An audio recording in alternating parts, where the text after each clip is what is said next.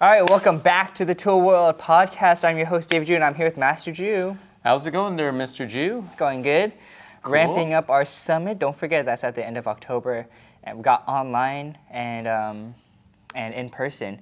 Anyways, this week I had some questions about checking block. Checking blocks. Right. Check, you're it. There you go. Oh no, that's tech. Huh? That's tag, you're it. Tag.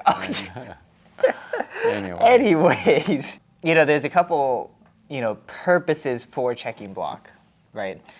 If I'm using it with the knife hand, it might be like I'm grabbing a punch so I can grab the arm afterwards. You ever seen that in the video? Yeah. Demonstration video? No, have you? Yes, I have. You have? Okay. And what video might that be? Which one was that? I gotta dig it out. It's in the original Legacy Comdo video. So Really? they had a set. Okay. General Che had a set of, the Comdo encyclopedia, or it was a DVD set. Right. Or not a DVD set, it was a... VHS? No. It was computer, so that you can run in the computer, you can click on here for this and Okay. here for that. Yeah. And that's where, if you look on YouTube, you see a lot of the patterns by all of these masters. So, and it's from the Comdo videos, or from that, I don't know, what did you call it? Shoot. Anyway, it's like a digital encyclopedia in a way, right? Okay.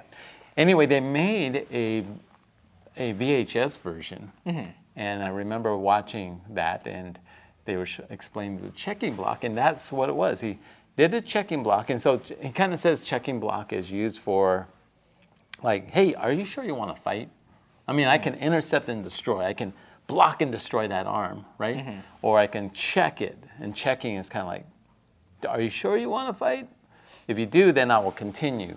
If you don't, then you just stop. And so it was a demonstration of this checking block where it kind of came across the checking block with a knife hand.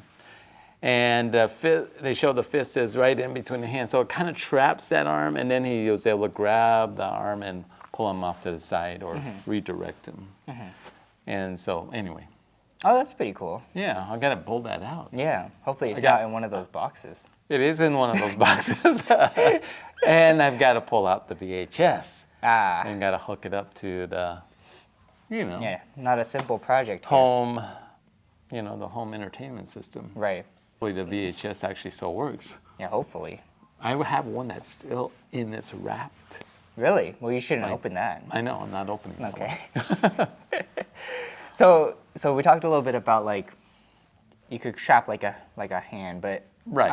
I think when you look at like checking block with the X fist as well, they talk a little bit about it blocking a turning kick. Like a reverse Or turning reverse kick, turning like a parallel block, Right. Or a straight block or something like that.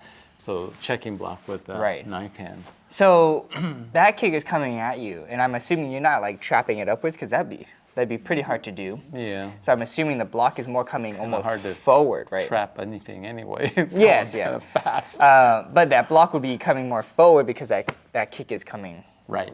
at you. So So we're talking about the same movement in Chung Mu.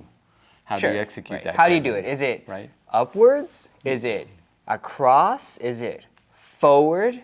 I think there's a case for all of them, right? Like if I just bring it across, now my hands are already in position, something to block. Right. If it's coming upwards, that's great for a trapping, like the hand. Or if it's going forward, that's great for a kick that's coming in. I'm trying to intercept it. Right. So how are we looking at performing this type of technique? Well, I think in Chung Mu, I don't think it's an upward block, right? So Right. upward blocks is basically a block that kind of comes from the belt upward towards the shoulder line, right? And so it's not performed like you come from like belt down and then kind of come upward like that. Checking should be more like check, like I kind of think of checking like if you were playing basketball and someone's coming at you, you put your arm out and you check them. Yeah. They don't get too close, right? Right. And so I kind of think of it that way. And so my hands were basically in the solar plex area, and it comes out and it checks the technique.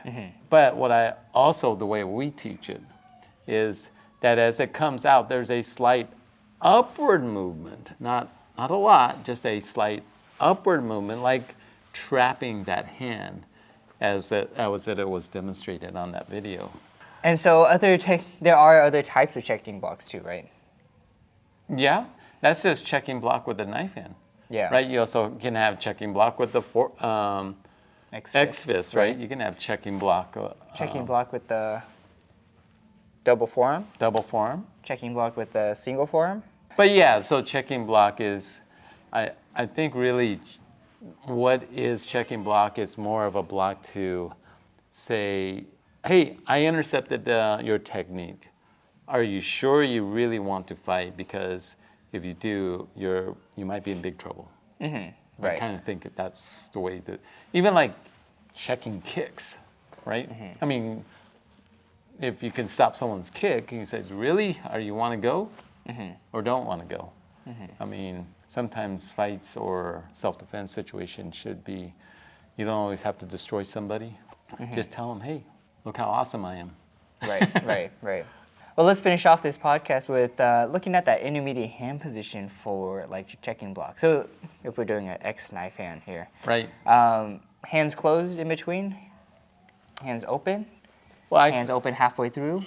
Yeah, so that was a kind of a question in a previous podcast we talked about, where a coach just protested one of my students for this outward knife hand strike. The hand intermediate, or the hand positions, I guess, was not what he would say was correct. Everybody should just protest. That's $100. To the ITF. That's right. Right. Just give them money. That's right. And then they can use that for, More soju. events or yeah. Soju, You could take out President Che or something. Yeah, exactly. Anyway, so what is the rule? I think that interpretation, basically, I think really what it is in between movements, you should be relaxed. Now, what does that mean about your hands? Your hands should be relaxed. So should you clench your hand? Like you're going to punch someone? I say no. Your hands can be slightly closed. How close is it? As long as your hands is relaxed. Because at the point of contact, then you have to form the proper tool in a very strong position, right? And so when we're doing this checking block, I would say my hands would be slightly closed, and then it would open, just like the way I would say you execute an outward knife hand strike, downward knife hand strike, or any of the even knife hand guarding block. The hands would be which should be relaxed, should be closed, slightly closed, and then it would open. How much should it be closed? That is going to be, I think, interpretation of your instructor or your umpire or your coach, whatever it might be.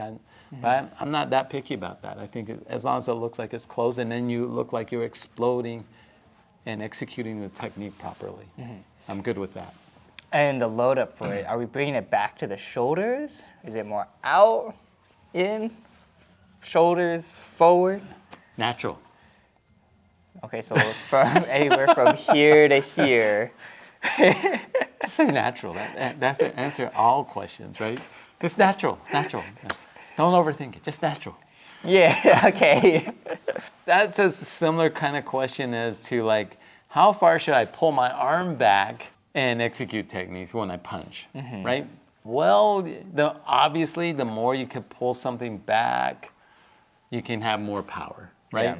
And so I think it's more like in chest line, solar plex line, relax, not too wide because you don't want to open yourself up too much as well, right?